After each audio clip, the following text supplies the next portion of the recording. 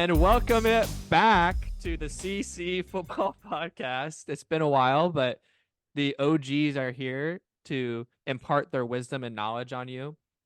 Clay Wright and Craig, what's going on? Well, how come you didn't say my last name? Well, you don't have your last name in on the Zoom call, so that's why. Oh. Welcome back, boys. Or I guess welcome back to us. You know, we were reading through the comments. We received many comments on this show, and so we were reading through some of the comments, and a lot of them, were just demanding the good old days. They were like, "Oh, you guys are expanding these random guests, Klitschwer, Hamat, like they're diluting the show." We joined as loyal listeners because we just wanted to see CC football, just Clay and Craig. And so, as we always do, we took the comments to heart. We take the fans' opinions very seriously. We killed Clay and Hamat, and now it's just the two of us left on the podcast, just like the fans wanted. Yep. And, thank you guys all for your endless reaching out and stuff on our social medias. Everyone was crying and calling out for us to be recording again. And we had to work through Craig's technical difficulties because apparently he is like the equivalent of an 80-year-old grandpa when it comes to Mac products. So, well, I just got my first ever Mac, and I've never used a Mac before, really. And people say that's user friendly, but as someone who's only used Windows products his whole life, thus far it's proving to be very not user friendly. I'm sure it's just a case of like when I first got an iPhone, having to learn just the interface. well, it basically is like an iPhone, but just bigger. Yeah, but it's a computer, and I can't do like my keyboard shortcuts that I'm used to doing, and like, there's no alt button. Like, what's the alt button? We know Craig's a big computer shortcut guy, especially in Excel. Yeah, big Excel, big finance bro. Anywho, I figure it all out now. And if you guys are wondering why I'm wearing a hat, especially one that doesn't really fit my head, it's in honor of the Euros. I'm wearing a beautiful Netherlands supporting the Dutch national team. Of course, I do have a personal connection there because that was where I was studying abroad when this podcast first started. Where it all began. 3 years ago, just in a dorm in the Netherlands. But what are we gonna talk about? We're gonna talk maybe briefly about the Euros, but we're gonna talk about the Prem today. Very late Premier League recap. Yeah, just kind of. I think it's at this point a little bit too late to hit home a lot of details, but we can follow up on our both of our teams are having some managerial drama. Liverpool getting a new manager, and then United deciding to stay with their manager after a long deliberation. Yep, season and review. Then, yep, so we'll touch on that, and then we'll have a little game at the end. So stay tuned. We haven't decided yet what the game is. Well, we have a couple ideas, but yeah. Okay, cool. So, and I have my second screen here as a resident tech expert. So if you catch me looking up there, I'm looking at the Prem table probably. Gotcha. All right. So do you want to start at United, or do you want to go top to bottom and just kind of hit each team quickly? I mean, most teams we probably won't have too many thoughts on, but yeah, as I've been accused by all my friends, I wasn't the best fan this season. I wasn't following it as closely as I have in seasons past, like watching every game every weekend. Well, you're really just discrediting yourself. A bunch of people just logged off because this guy is going to talk about a sport he hasn't watched at all this year. Well, the thing is, once they realize that Clay and Hamat aren't on the podcast, then they'll log back in. No, I'm just kidding.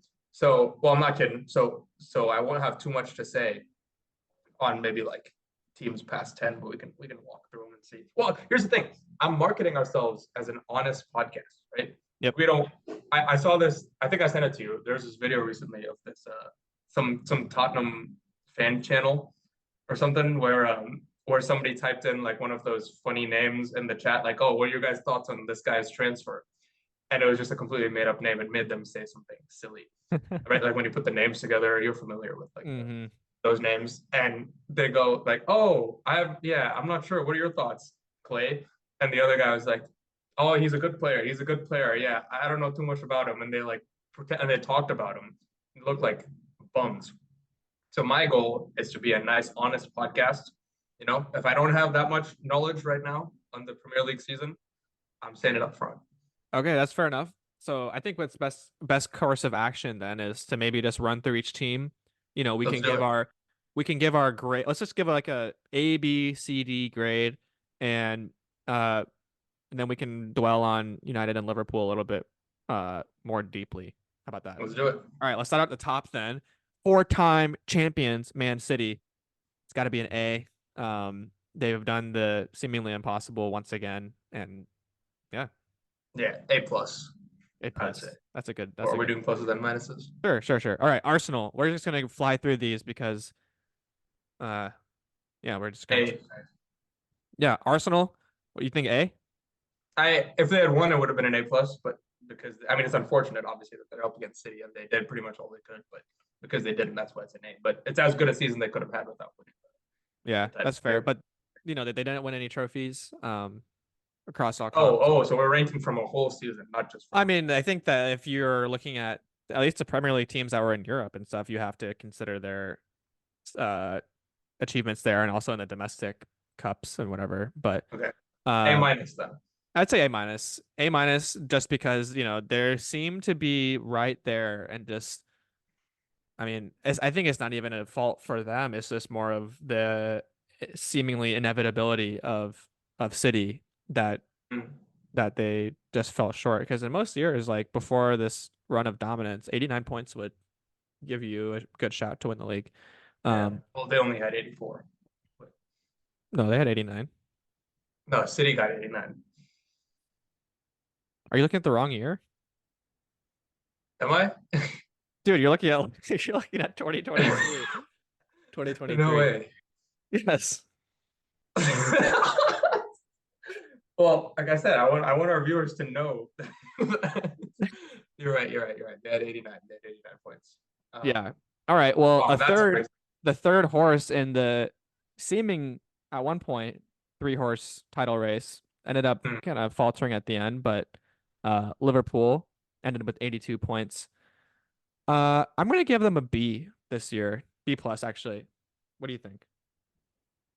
Um, I think I'd give them a B. I could see why you would give them a B plus because it's.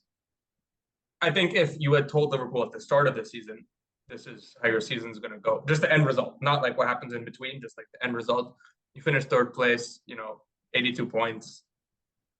They won a trophy, They won the made a Carabao Cup. final. Hmm. And so I think Liverpool would have been like, okay, yeah, we'll take that. We didn't finish last season in a great spot. We're going through some changes. I think it's good enough. So B plus is fine. But I think the spot that they found themselves, and with all the injuries and stuff that they had too, and people Mm. missing for AFCON, etc. But the spot that they found themselves in December, January, after those, or January, February, after the injuries and AFCON and everything like that that went against them, um, taking that into consideration, they really should have. I mean, all the talk was about a potential quadruple, and the fact that they didn't achieve any, or they one trophy, but not any of the Yeah. ones that mattered. Um, and even like Europa League, you would have thought they would have at least made it to the final, or something like that. I think it's disappointing to finish almost 10 points behind the leaders. So I would give them a B for that reason. Yeah, I was really disappointed, I guess, in the bright future or the seemingly promising prospect of like giving Klopp a proper send off with either at least like a Europa League or a Premier League, which would have been awesome. But the squad, actually, I think that like getting everyone back kind of ended up having the opposite effect of what I expected. Yeah. Um, and they really kind of limped into the finish line, but luckily had secured Champions League football for next year. And if you consider like how much they struggled the year prior to this one, um, definitely a lot of new faces that were brought in, and most of them performed relatively well. And you know, it'll be an interesting transition period now with Klopp gone.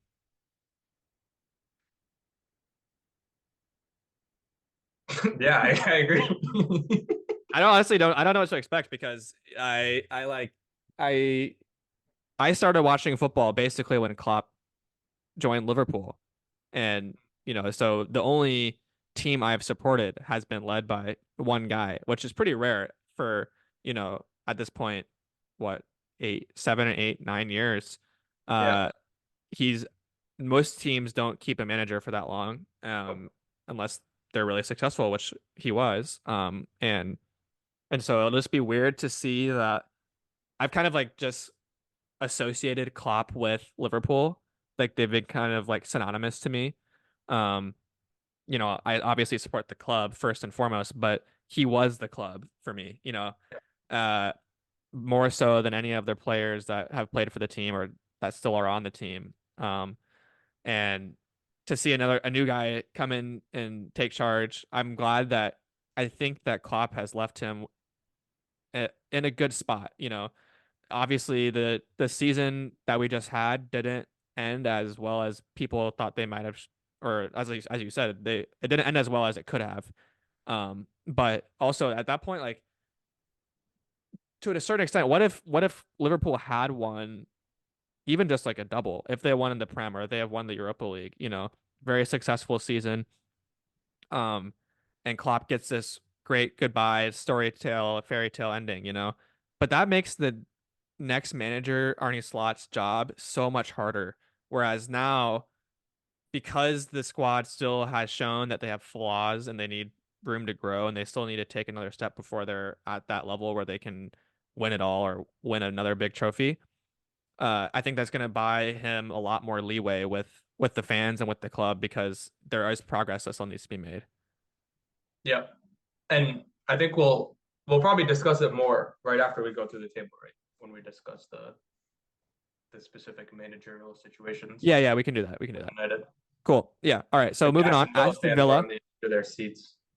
Yeah, Aston Villa. I think that Aston Villa fans seem like they've been I've seen a lot of things online that Aston Villa fans feel like they've been neglected and haven't got enough kudos for the crazy season that they had. But Really? I'm gonna give him an A because you think that this team was in the championship not too long ago, and now they have a squad not only that has like a bunch of good players because we'll get down to the mid table and stuff, and there will be teams that I like a lot of the players that they have, but they should finish top four above United, Chelsea, Tottenham, other teams that you would expect to be competing for that fourth spot. And it was a really impressive season for them.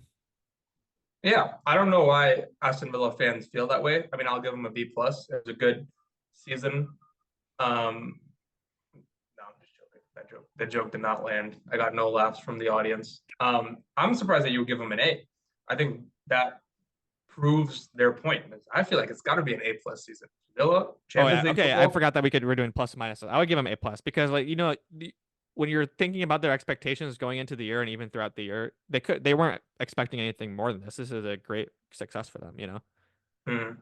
Yeah, I agree. I think this is like wildest dreams for this specific season. Obviously, wildest dreams. Aston Villa is still a big club, so wildest Hmm. dreams would be, competing at the very top.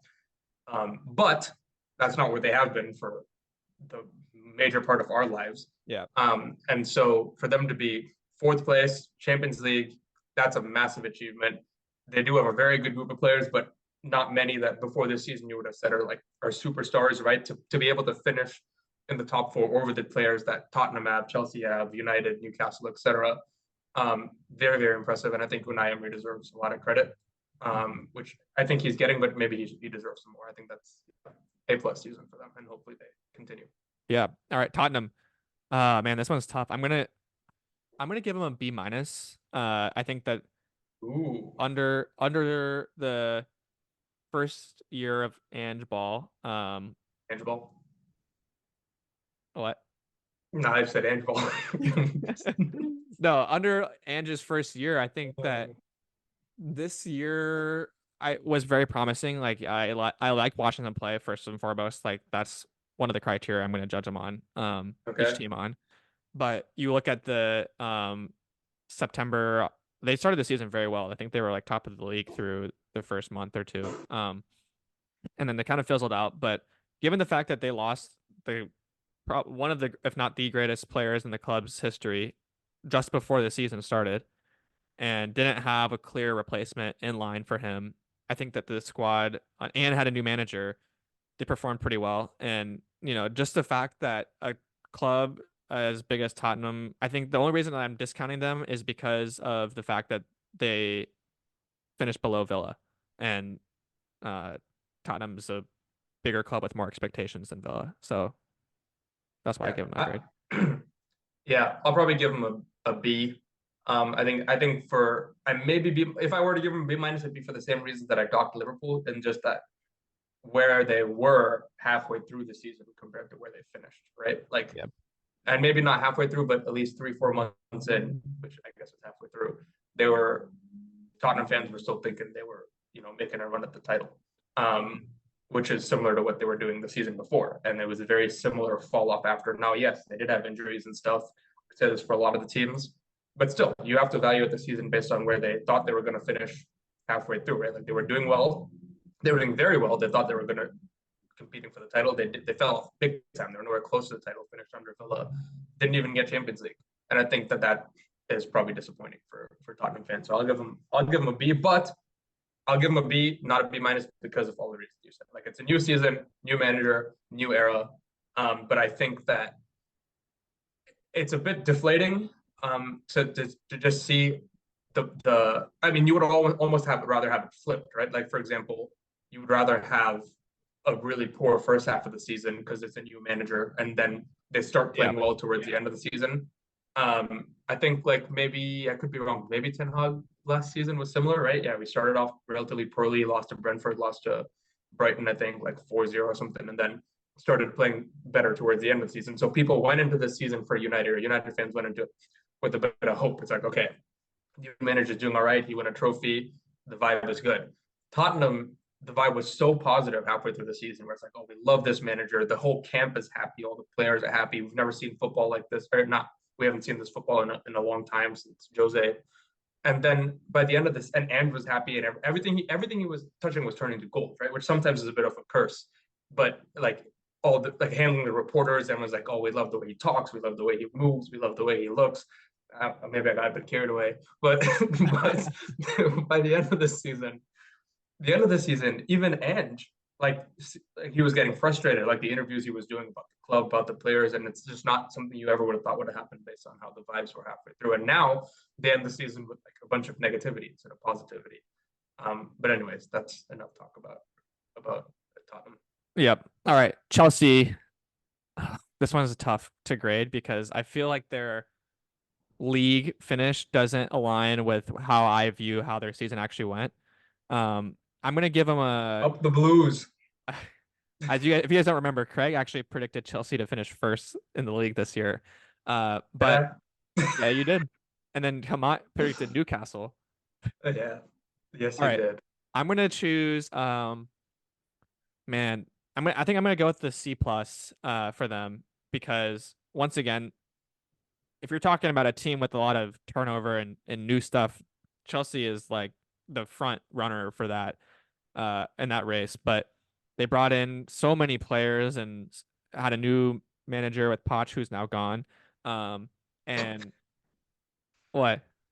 That's just classic Chelsea. Yeah, I mean, I think that the way I was surprised to see them finish in sixth because for a lot of the season they were down in like 10th place and stuff. But it seems like they finally have kind of figured out who their go-to players are and have struck gold in one signing with Cole Palmer from City. So I'm gonna give them a C plus, like I said, because there was just a lot of turmoil throughout the season and a lot of uneasiness. And now that they have another new manager once again and a lot of question marks with all these players that they're bringing in and have brought in and can't give game time to everybody, it's just going to be, I think it's going to be difficult for them there's not a clear path for them, and I don't think that they ended the season in much of a better spot than when they started it. Um, I agree with that last sentence, but I'll probably give him a B because I have to use the same logic I've been using for Liverpool and Tottenham, but they had the opposite season, right? Where Well, there's they, no way that you can say you can predict the team to finish in first. They finish in sixth, and then you still give them a B. but that's the thing, right? Is that you don't actually know, especially with the new. Okay, first of all, me predicting Chelsea finishing in first was always a hot take. I said it at the time. We all said at the time. It was something that I Yeah, was but you just must have thought that they had a chance, and the fact that they finished what I they thought they had a finished chance, but they who finished 30 else? almost 30 points off the top. Like that's not a. No, I mean, but I was going for the big upside, big gamble. How many other people thought they had a chance? Like we talked about on the podcast, it was like you received it with absolute like shock, you're right? right. And like this is ridiculous. This is the only Well, reason I'm talking that. about your perspective. I never thought that they were gonna win it, but I still give them a But C even my plus. But you perspective, thought I they were said gonna it. win it, and they didn't, and they came very, very, very far off, and you still gave them a B.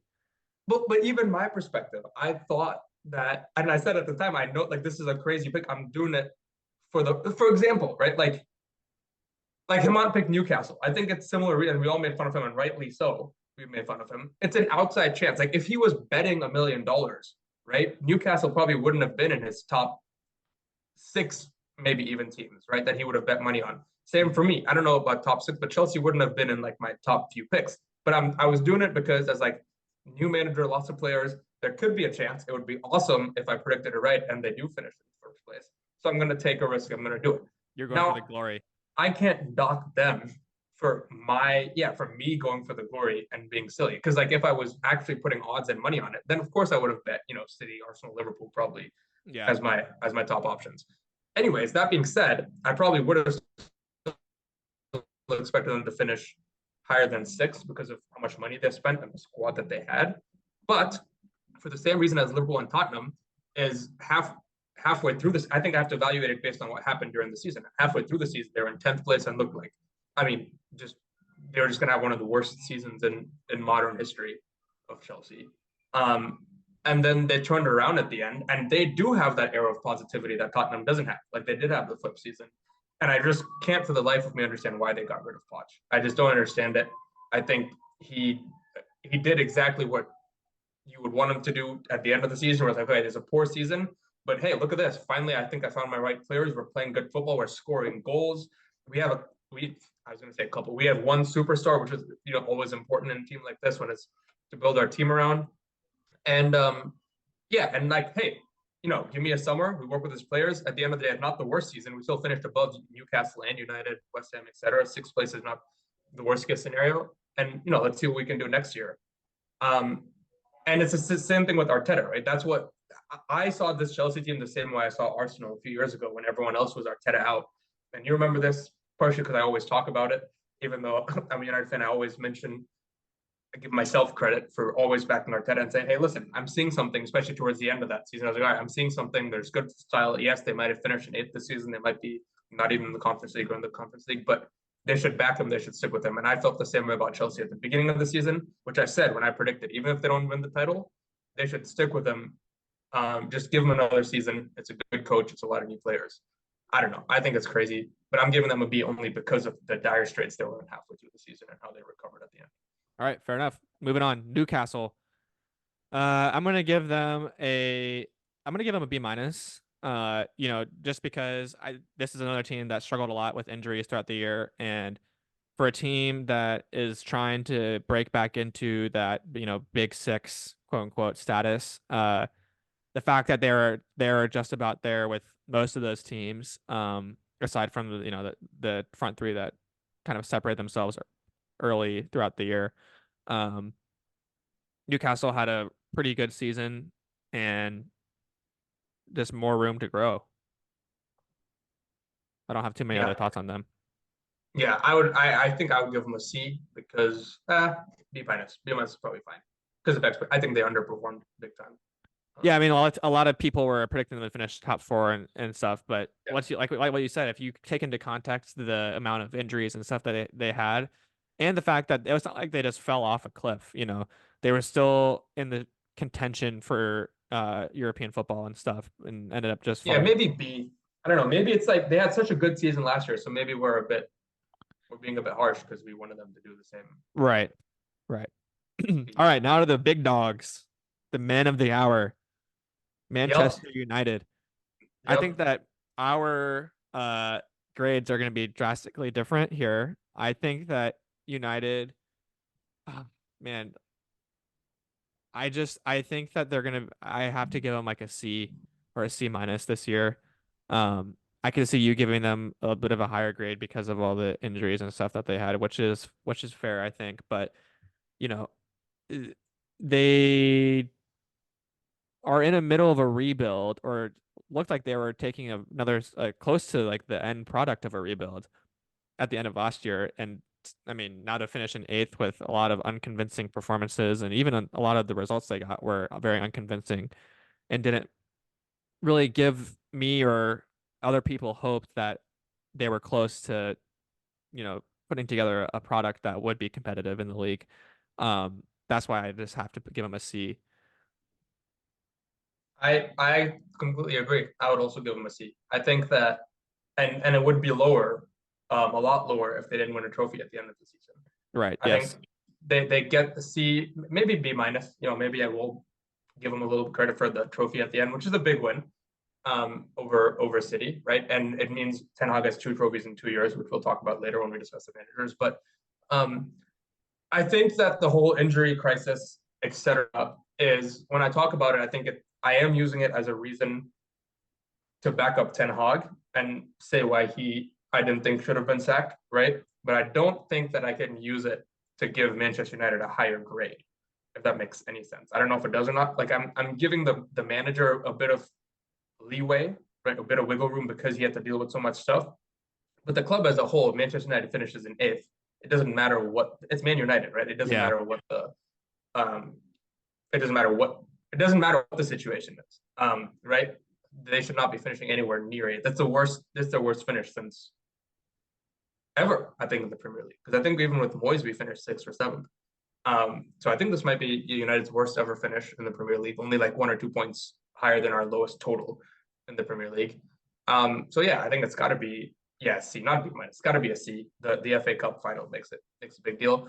But that being said, for all the reasons you said, I am a bit hopeful for next season, and not very hopeful, but just hopeful in a way that every time we had a full squad or close to a full squad, or almost every time, especially in the second half of the season, I think we pulled off the results that we expected to pull off, and we're even playing better football. It just didn't last very long. It would always be like 2 games at a time, and then everyone would get injured again.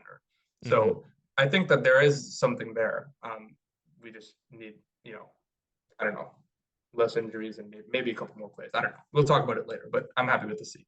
All right, cool. West Ham, I'm gonna give them I mean, this is just a classic West Ham finish. I'm gonna give them a C plus maybe, for after losing Declan Rice, their main man, their captain, and then still managing to finish in ninth. I thought was a valiant effort from them. Any other You thoughts? think? I thought so. Oh, see, I agree. It's weird because I agree with your score of C plus, but I wouldn't say in like too much of a positive way. I don't think they had a very good season.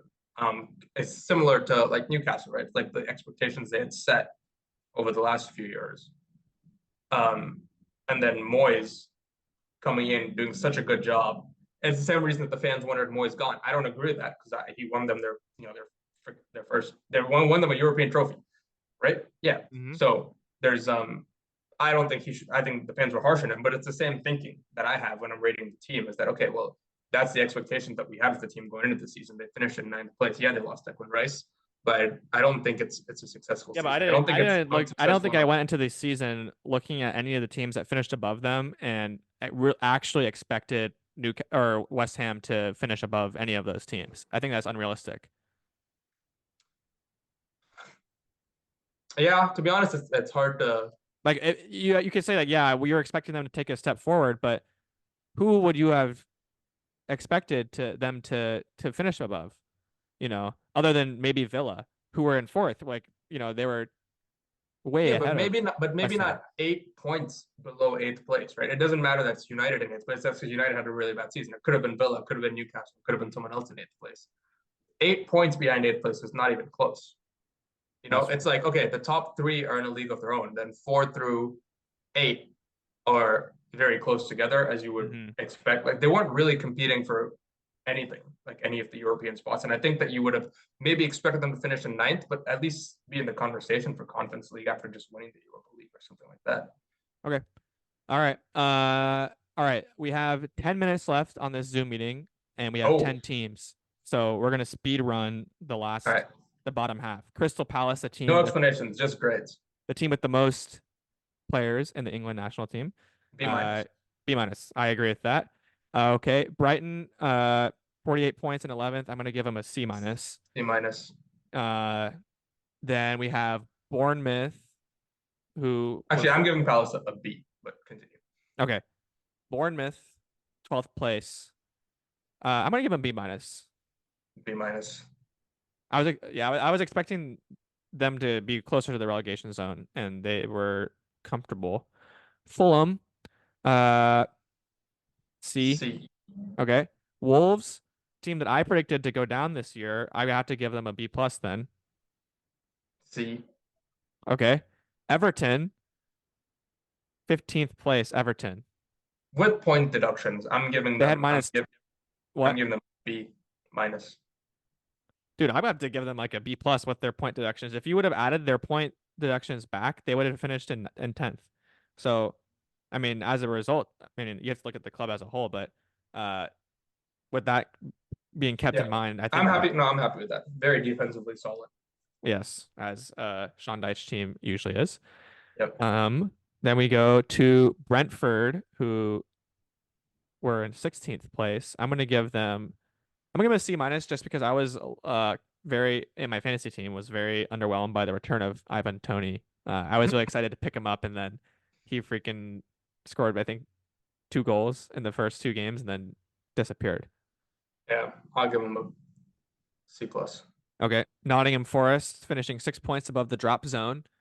Uh, D plus. D plus. I'm giving them a B minus. They stayed Oh, up. They stayed up. all right. Luton Town, 18th place. I'm gonna give them a B plus. B plus. You gotta think They got about relegated. I understand that, but the club is like half as big as the second smallest club in the Prem, and Mm, if that makes any sense. that's true. That's true. So everyone was like, "Oh, this is a great story," but no one actually expected them to stay up. And the fact that they finished in 18th, almost not almost avoided relegation, but Yeah. uh they were the team that was closest to avoided relegation that actually ended up getting relegated. Um, And I think that they got a few they looked more competitive to me than Burnley and Sheffield did throughout the year. So I'm kind of putting like Luton, Burnley, Sheffield uh in their own bucket and I'm gonna grade them against Mm, each other. So I'm gonna give Luton a B plus. nah, I agree with everything you said, but I think they got relegated, so I'm leaving them a C. I think that's if a team performs like as expected and expectation was relegation, then it's a C. Okay. Burnley, the team that got relegated with Vincent Company, who then left to go to Bayern Munich. Now I think this is like a C minus D plus, just because I think it was just less like Luton, like you said. I don't for some reason I just enjoyed watching them play more and stuff like that. And Burnley came in with so much promise and didn't deliver, but refused to change for so much of the season. Like, no, this is our mentality. We're going to do it, and just clearly wasn't working. And there's just a lot more. I think there's an air of negativity a lot more around Burnley, and it's a huge club compared to Luton. So Yeah, I agreed. I'm gonna give them a D plus also because, Burnley in the championship the year prior set records and finished top of the league and everything, and everyone was expecting them to be, if there was going to be one team to stay up from the teams that were promoted, they were predicted to be comfortably up there, and play, obviously more attacking football than what has been the previous norm of the Burnley Premier League teams that we've seen. And to be fair, they did try to play more attacking, but it didn't end up getting any better results for them. Um, I think that they just lacked the players to compete in the Premier League. So I'm going to give them a D plus. And then lastly, Sheffield United, 16 points, 3 wins, 7 draws, 28 defeats with a minus 69. nah, Nice. you don't have to lay out all the stats like that. That's messed up. Dude, it has to be an F. I think I was like ready. I knew that they were going to get relegated by like the third game week or something like that. Yeah, it's not great. To be, yeah, nah. I mean, I'll give him like a D minus just because. D minus. You're just Yeah, not harsh enough to give him an F. yeah, it just seems harsh for any promoted team. They were promoted, right? Yeah, any promoted Mm-hmm. team to get relegated, I can't give them an F. But the manner in which they got relegated was probably F worthy. Dude, they gave up 104 goals. D minus. I'm sticking to D minus. They've gone through enough. Fair enough. Fair enough. All right. Well, that's our end of our first segment. We'll run our famous ads and commercials and stuff now. And Yep, then yep, thank you to all of our sponsors. yep. We're going to make a new meeting and talk some Eric Ten Hag, Arnie Slot, and Euros predictions, and then mystery.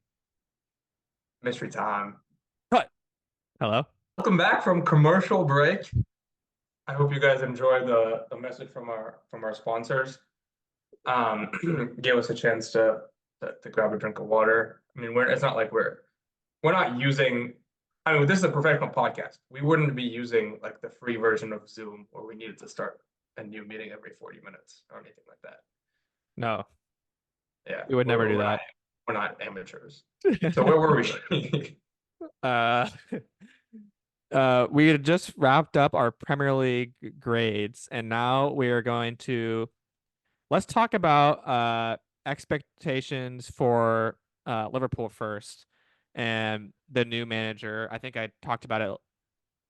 I gave most of my thoughts when I gave my Liverpool grade, but I would like to hear from a person who has seen lots of new managers for their club, uh, maybe some expectations and stuff. And that actually um, you know, you've seen the transformation of a club from one club legend to a new manager and how that goes. So take me through what you're thinking.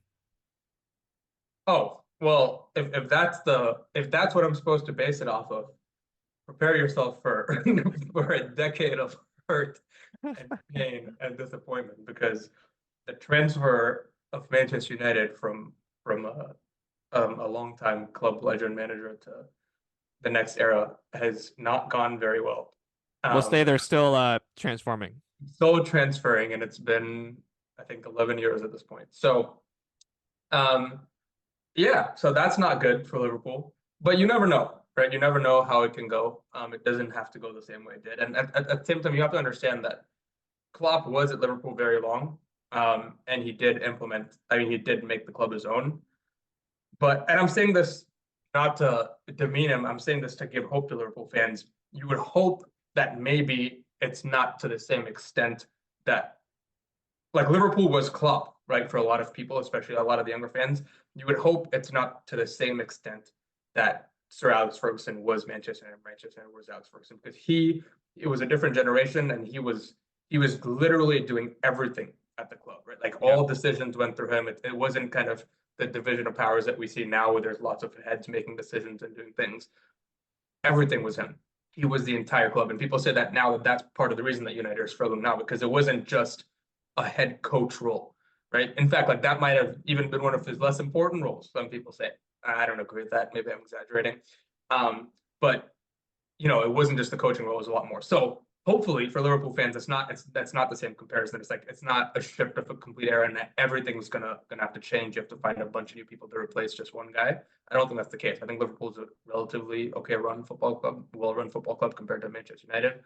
And so I don't, to be honest, I don't know much about Arne Slot.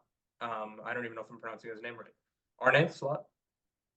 I think it's Arnie, but I honestly don't know either. But the thing Yeah. is, for me, that I was, you were talking about how uh Sir Alex was doing everything for the club. And one thing that does give me hope for the fact that it will be a relatively smooth transition to the new era of Liverpool, is the fact that we've brought back Michael Edwards and a lot of the staff that made a lot of these key transfers that brought in Allison, brought in Van Dijk, brought in Mo Salah, and a lot of very smart business moves, and to transform the squad into what we know as the classic Klopp Liverpool. So I have confidence that uh, Slot will have a good backroom staff that is going to be working smartly in the market. And Liverpool has never been one team to Even when they spend big, it's usually funded by a big sale like Coutinho or something like that, or a big trophy win.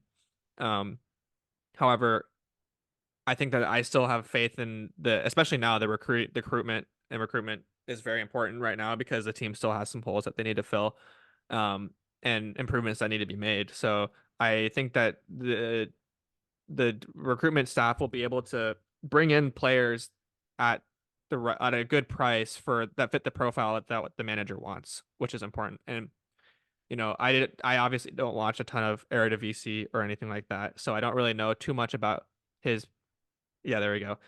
Uh about his tactical style other than the fact that I know that he plays either 4-3-3, 4-2-3-1, attacking football, high press. I know that, it was pretty well publicized that Liverpool were going after Xabi Alonso, who I think would have been the dream appointment, bringing back former player and the hottest name in managerial football in the manager world at the time and probably will be for the next year until he moves away from Leverkusen.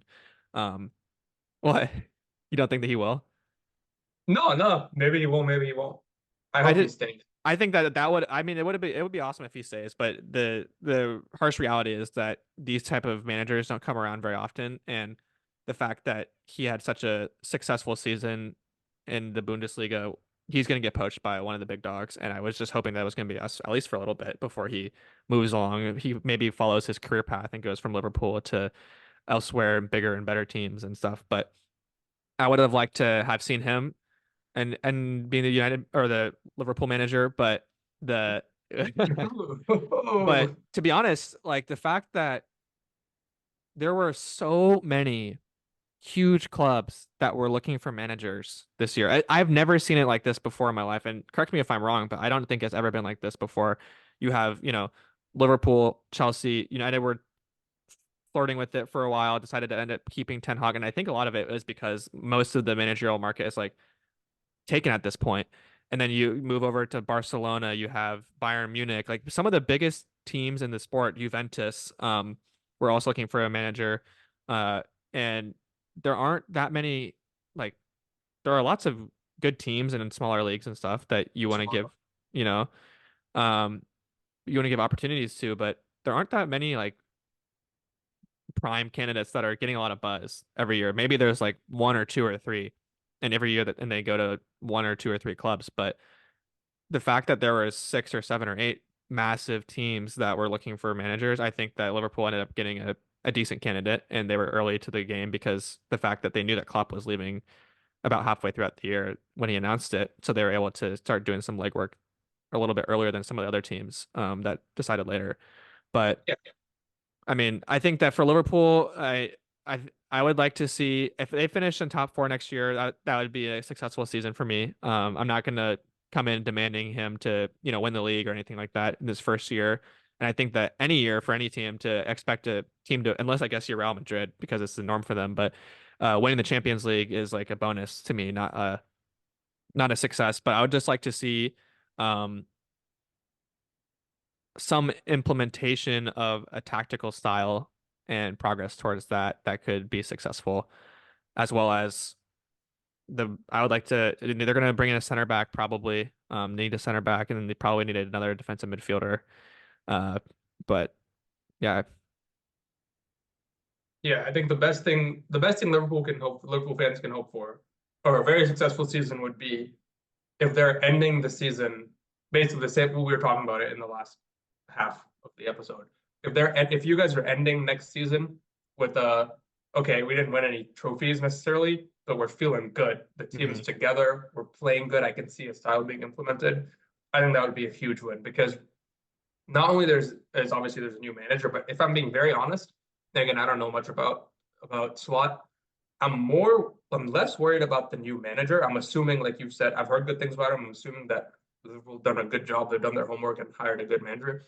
I'm less worried about a new manager and more worried about the players that he's being left with. For example, if Klopp was leaving, let's say 2, 3 years ago, then it's like then my whole focus would be, man, can this new manager step up and replace him? Because Klopp was, he was so successful and he has a great team. Right now, I mean, the way Klopp's leading Liverpool is not in a great spot in my mind. Especially you think back to your analysis when we were analyzing their position on the table, and you said that the starting players becoming fit again was almost an issue because that's they weren't playing at the level that they needed. The big names weren't performing towards the second half of the season at least. Um, and they're not getting any younger. It's not a young team by any means, as far as like the big name starting 11 is not a young team. The young team that Klopp was playing, full of 15 and a half year olds, now they were a good team. But no, so to be honest, I'm more worried about the players than I am even about the manager. So if Liverpool finish the season with an air of positivity and like if you said top four finish with an air of like, oh, we're playing the right type of football, I think that's definitely a Yeah, success. and to piggyback off that, I mean, you have these players that are synonymous with this last era of Liverpool. Trent, Van Dijk, and Salah all have now 1 year left on their contracts. So, um, I could see. I'm pretty confident that Trent will come back. Just because he's, this is his boyhood club, and he's from Liverpool and everything. Salah, I think, will eventually one day go to Saudi. It's just a matter of when. And then Van Dijk is club captain. I'd like to think he would stay. I don't know where he would go. That wasn't Liverpool. So if one player was going to leave, it'd be Salah, I think, next year.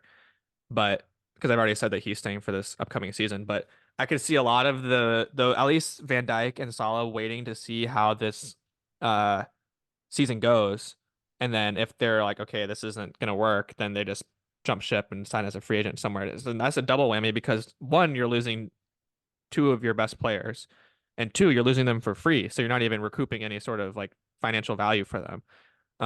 Especially when Liverpool had like $100+ million bid from Saudi last year for Salah, and then they could see him walking away for free at one point. Um, that is like worst case scenario, I think. That Because I think if they were to leave, then that also means that the season didn't go well, and the fact that the players probably aren't buying into what the future of the club is going to be. Um, but that being said, though, there are a lot of you said that the starting 11 isn't very young, and I would agree with that. Like most of the players, like Salah and Van Dijk, are on the wrong side of 30 and aging and only gonna eventually hit their physical peak, or if they already With have.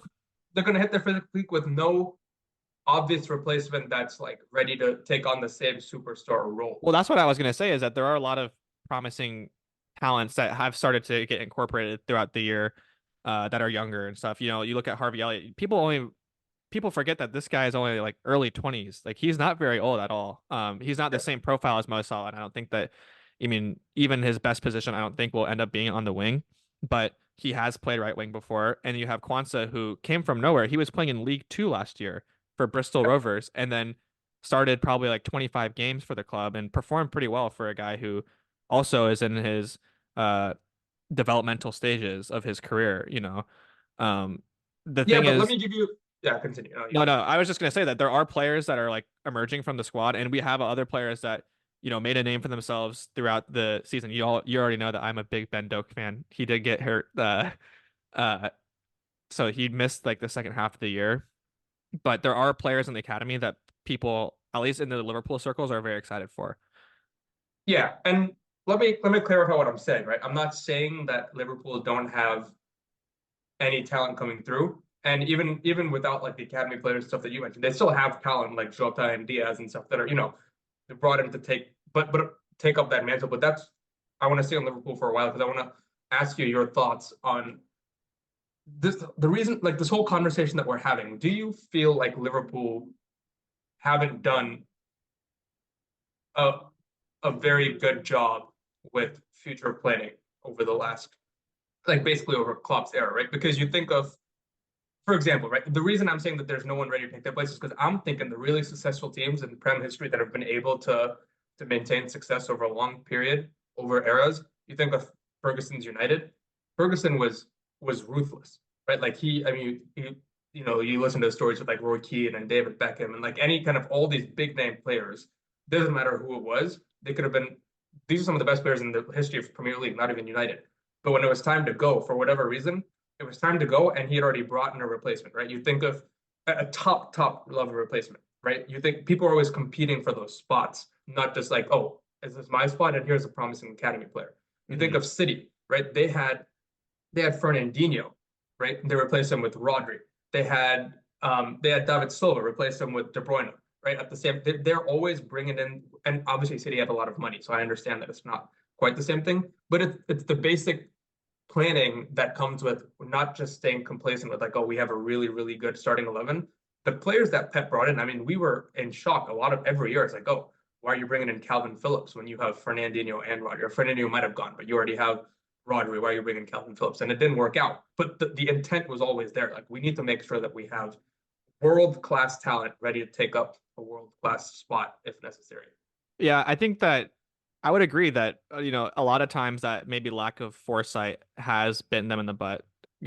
Look at the season that they had. I think it was 4 years ago now, where 3 or 4 years ago, where they everyone was like, oh, they need to sign a center back, need to sign a center back, and then suddenly they didn't sign a center back, and then you were left with Van Dijk, Gomez, and Matip as the only three center backs on the team, and they all got hurt, and so now we're playing with like Jordan Henderson and Reece Williams as our center backs. Like that would never have happened at City or at Sir Alex's United because they would have had ready replacements in for an area of weakness that was like already starting to show.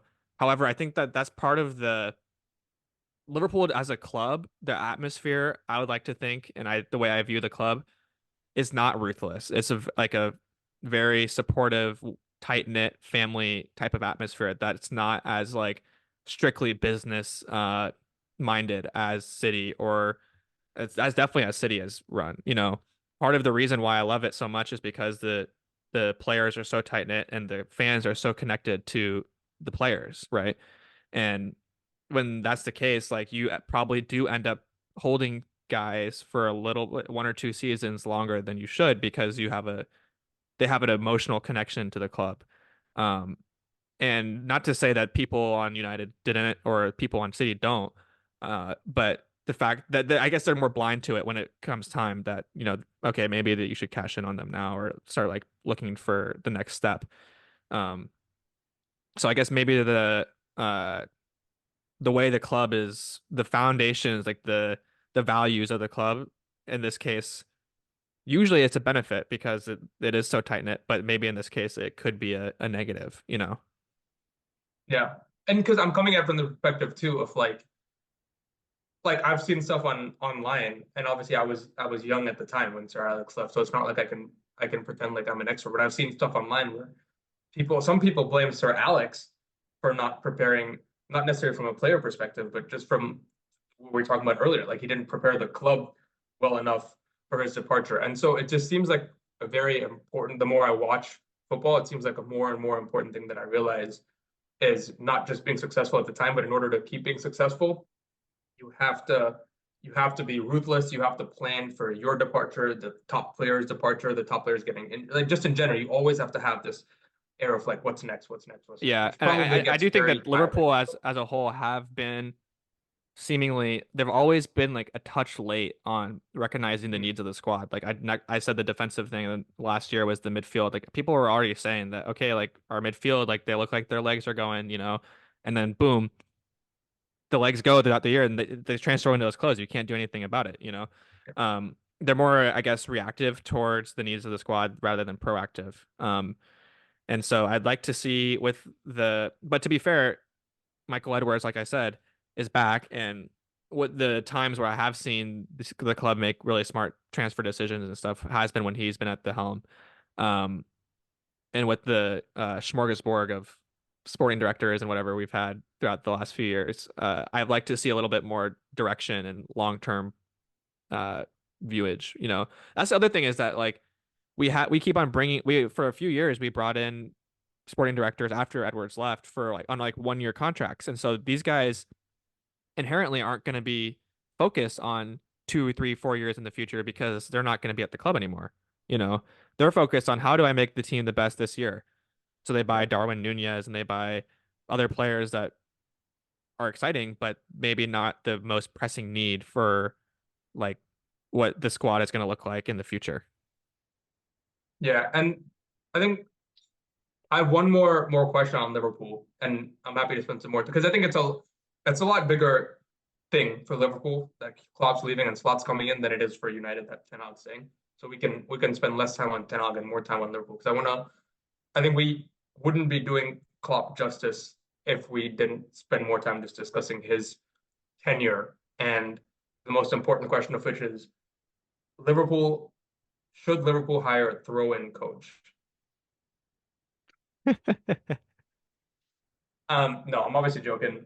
But the question is just how do you reflect on Klopp's tenure? We discussed this over text and stuff like that, but and we have probably different opinions. Maybe I'll be a bit harsher than you, but I'll let you go first because that's what Klopp deserves. How do you reflect on his tenure and how do you grade him and how do you kind of rank him in the Premier League wall of managers? Yeah, I think that it's an outstanding success. Obviously, won every single trophy that he could have won at one point throughout the year or throughout his tenure there. And if you look at where this club was, Except Europa League. well, he wasn't in the Europa League very much because we were in Champions League all the time. Uh, but if you look at where the club was when he took over to where he brought it to at its peak, and then even where he left it, it's an incredibly different job. It's more enticing. The club's in a better spot financially. It's been in a better spot with the squad, the fans. Everything is better. The stadium, um, and a lot of that is because of what he brought to the club and the passion and everything. I think that his personality really, like I said, I'm going to touch on the atmosphere of the club again. His personality just was like a match made in heaven for Liverpool. Um, and obviously you could look back and say, yeah, we lost two Champions League finals. We came in second to City by one game so many times. Like, what if, what if, what if? And you could say that, he probably could have been exiting with more than one Premier League title, more than one Champions League title. But at the end of the day, for me, he gave me like hope every single year. I was hopeful and confident. I had a reason to believe realistically that the club could win every single competition, which is all you ask for as a fan. Um, you don't want to go into the year like, oh, I hope that you know, it's more fun to root for winning the Premier League title than it is to root for finishing top half or top four or whatever, Yeah, which I will be doing next year. But that's a like real. yeah, exactly. And so he delivered on a lot of that stuff. Like he brought us to three Champions League finals. Only won one of them, but you know, the fact that he brought us to three Champions League finals is incredible. The fact that we were the only team to uh this era of City's dominance, I think is not to be scoffed at either. And I have said it before. I'm not sure if I've said it on the podcast, but I know I've texted this to you that I think that had this City team just like Thanos snapped out of the air, this Liverpool squad would have taken their shoes. They would have won everything up until maybe the last 2 years where Arsenal have been more competitive. But they would have won three or four Premier League titles in a row and stuff like that. And if Courtois and didn't have a crazy Champions League final 2 years ago, and then if um Karius didn't throw away the Champions League final and well, I forget what year that was, but before that, uh, yeah, then we could have had three champion. There's like so many what ifs, and I think that silverware wise, we were maybe a little bit below what the narrative is around him as a manager. But like I said, I think that he he represented the club for the most part very well, and navigated us through some tough times out of a dark period and through a very unprecedented era of like football with all the COVID stuff. I thought um, he was incredible. There's a reason why I associate him with Liverpool and Liverpool with him. You know, is because I thought he represented the club aside from a few uh, instances and antics very well. Uh, but with that, I don't think that he is at the Sir Alex Pep Jose level that we talked about this over text. I would agree that he's not at that like upper echelon of like the greatest of all time Premier League managers because of the fact that he didn't win multiple Premier League titles and multiple Champions Leagues and stuff. However, I do think that he is on the next tier below with like Arsene Wenger and stuff like that, just because of, the when you take into context the difficulty of the job, and where he started and where he ended this club, I think that it is deserves to be like at that spot. Yeah, there will be there will be some very, very unhappy Arsenal fans in the comment section at that last statement. Well, I think I've associated Klopp's Liverpool with Arsenal's or Wenger's Arsenal a lot because I'm like, that they just got unfortunate and unlucky that they were an incredible team that was just and put together at a time where there was an even more incredible team. They could have won so much more if Sir Alex wasn't dominating everything with United. yeah, they they they did still win multiple, a few I know, Premier. Like he won but what would over more years though too. 3 or 4 Premier League titles. Yeah, and I think his longevity as well, kind of, is what puts him in that era. He was at Arsenal for you just don't see it anymore. Klopp didn't really have no modern manager is going to stay at a club for 20 years like Sir Alex and Arsene Wenger did. But yeah, I think everything you said was that's a good summary. And I think that it's not, in my opinion, there's nothing wrong. There's no conflict at all. But by saying that a manager like Klopp can be a massive success, an ultimate success for as a Liverpool manager for Liverpool. He was a very successful manager, but at the same time, as a Premier League manager, maybe not the ultimate success that he could have been. Well, Like, yeah, I mean, if the bar is top three manager of all time, then everyone except for three guys are going to fail. You know, right. Well, right. And I'm not even saying that that's necessarily the bar, but just, I don't know. I don't know how to put it. I think that for how good Klopp's Liverpool were and how good a manager Klopp was and how good of players he had or he made players into, I think that you would have expected them to have more, like you said, more than one Premier League, more than one Champions League, or at least more than of one of the trophies. But that doesn't take away from the fact that as just a Liverpool manager in general, what he did for the club, the levels that he brought the club up to, the hope that he gave the fans, the position he's set them up to be, I think he's been a massive, massive success. But yeah, even if you disregard like the top three, top four comment, I think just in general, it's hard for me as a neutral to not think that from a legacy perspective, I think that he missed a little bit. And I'm not saying that it's his fault versus just being unfortunate that Pep and City were there, right? Just the same way that, for example, you look back at Sir Alex's Man United time. He was there for 26 years. A lot of people say he's the greatest manager ever. He only won, I think, 2 Champions Leagues over 26 years, managing one of the most dominant teams in European history. And a lot of United fans will say, well, listen, we should have won probably four or more, except for we were going up against the best Barcelona, maybe the best club team, not just like City, maybe the best club team in the history of the sport in that late 2000s, early 2010s Barcelona team. But as far as legacy goes, he only won 2 Champions Leagues. Now, lucky for him, he won like 13 Prem, so it takes care of it. But I think it's a similar thing with Klopp, where he did get unlucky, but as far as legacy, it works against him a little bit. But it's not really. I don't think it serves any purpose to kind of dwell on that right now. When in general, yeah. he's And been I especially. really like the fact that because a lot of times you see these marriages between player and club or club and manager. They just don't know when to leave. I like that he left the club in a positive note and didn't have to walk away in a time of distress or when he would actually got like sacked or anything like that, or when the club wasn't performing at the levels where it could have been at his peak. I like the fact that he was able to recognize that, okay, I think that especially for him, a guy who coaches so much based off of energy and passion and emotion, um, that those resources were draining, and so he knew that he wasn't going to be able to deliver what the club expects from him and needs from him in order to get to that point. And so he was okay, I'm going to step away now, and be happy with that choice. And you know, I just like that was good for him and probably obviously good for his legacy that he did that. Yep. All right. Oh, the hat switch. Oh, Now for the that Red Devils. isn't fully Eric clear. Ten Hag is staying at Manchester United. And I think both of us are going to agree that this was ultimately the right call. But for me, I'm going to take a more, I'll let you talk about him and what he has or has not done and what he needs to do in the next maybe year or two.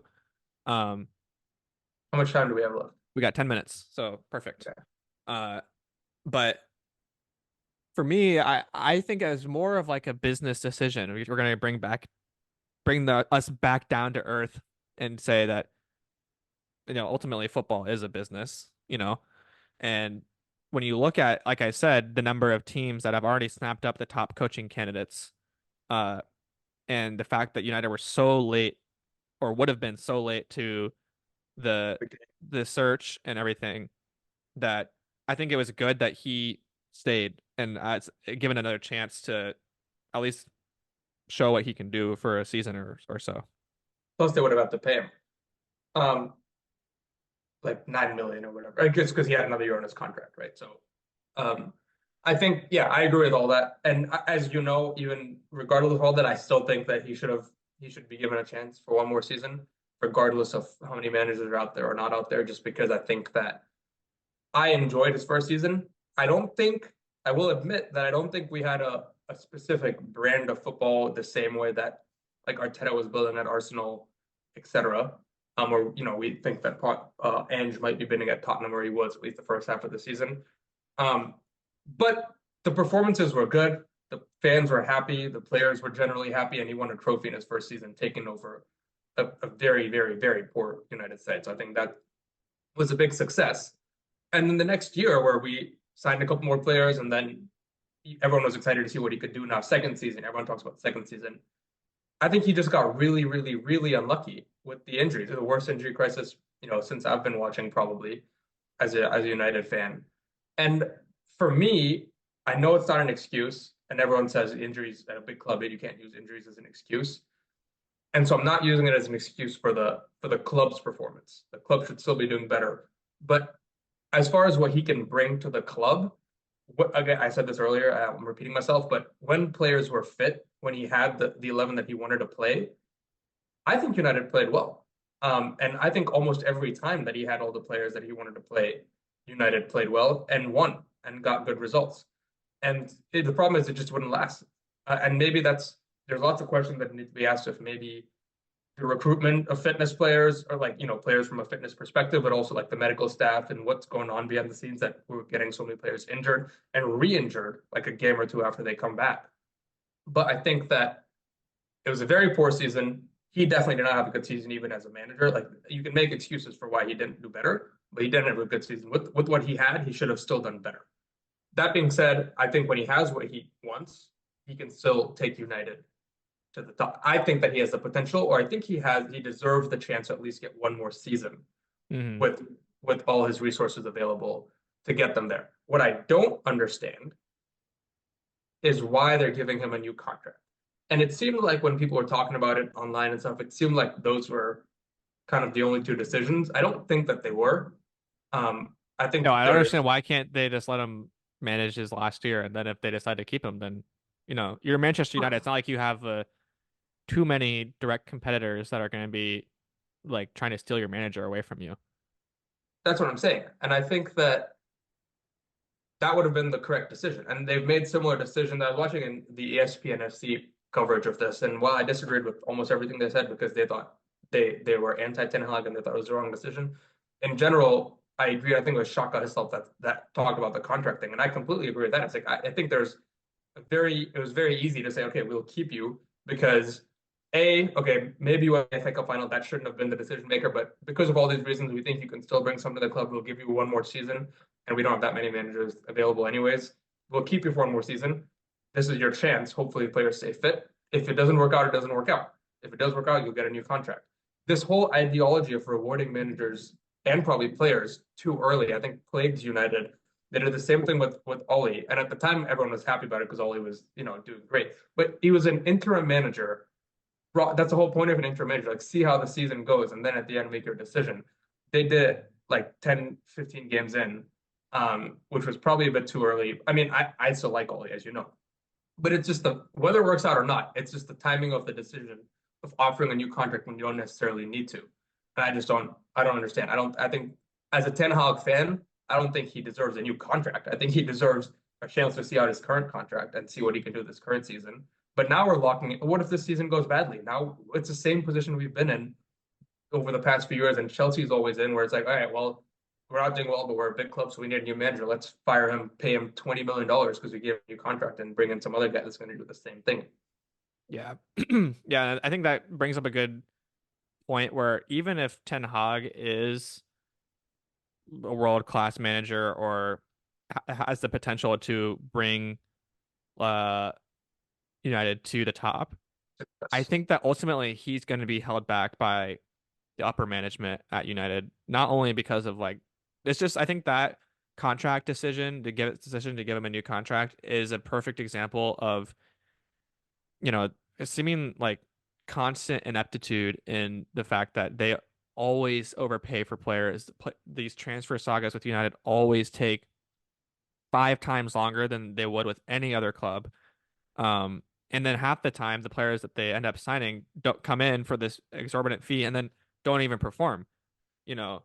And I think that you can be honest with the United squad and say, yeah, it's a talented squad. They have some good players and they have some promising players, but they still do need some work and they need some more additions in order to be like Premier League winning, you know.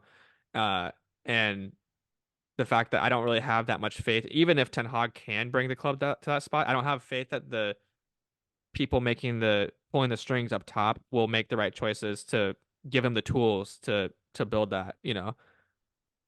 Yeah, and a lot of United fans do have hope because obviously it's a brand new set of people at the top, right? Like Sir Jim's and Ineos, is like it's all new people.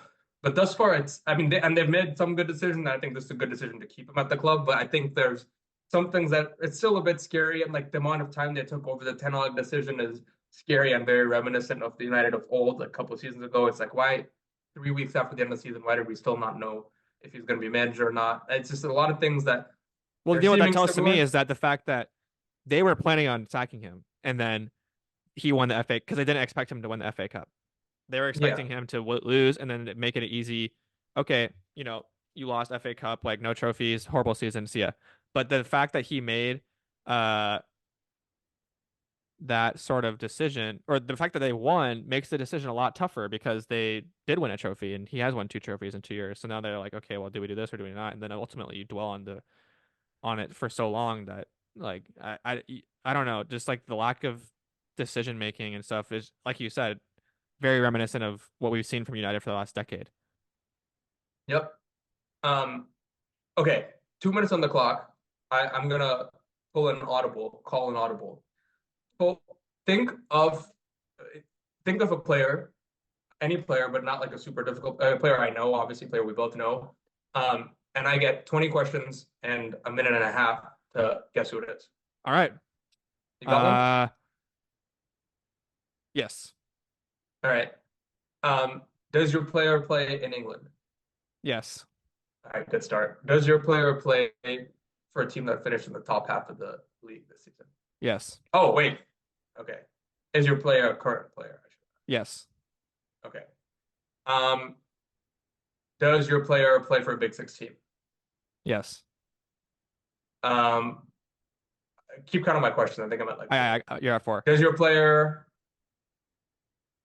does your player play for United? No.